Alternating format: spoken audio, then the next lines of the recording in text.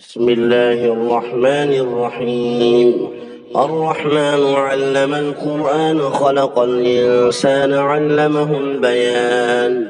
الشمس والقمر بحسبان والنجم والشجر يسجدان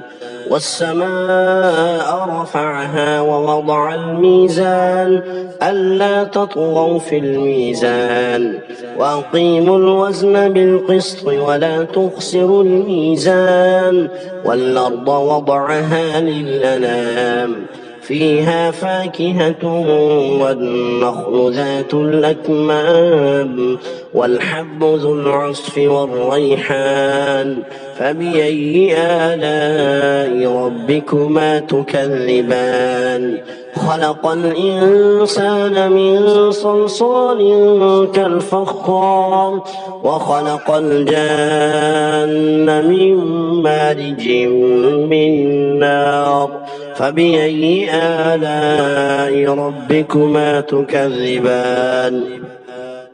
رب المشرقين ورب المغربين فبأي آلاء ربكما تكذبان مرج البحرين يلتقيان بينهما برزخ لا يبغيان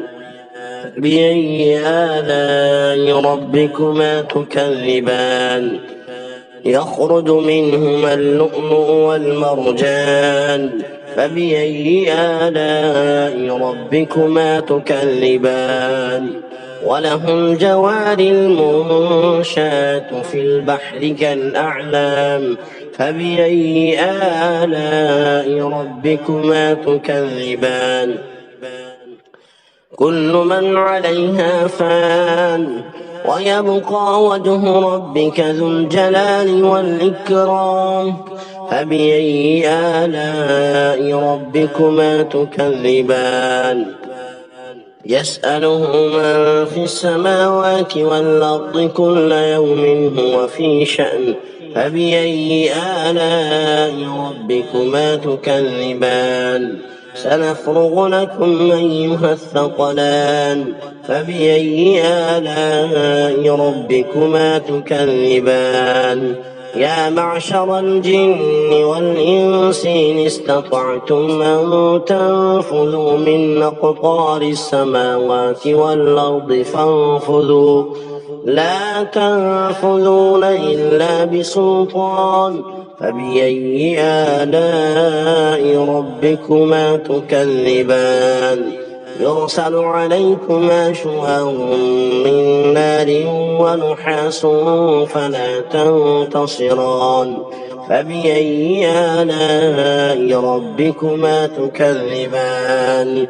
يرسل عليكما شواظ من نار ونحاس فلا تنتصران فبأي آلاء ربكما تكذبان فإذا انشقت السماء فكانت وردة كالدهان فبأي آلاء ربكما تكذبان فيومئذ لا يسأل عن ذنبه إنس ولا جان فبأي آلاء ربكما تكذبان يعرف المجرمون بسيماهم فيؤخذ بالنواصي والأقدام فبأي آلاء ربكما تكذبان هذه جهنم التي يكذب بها المجرمون يطوفون بينها وبين حميم آن فبأي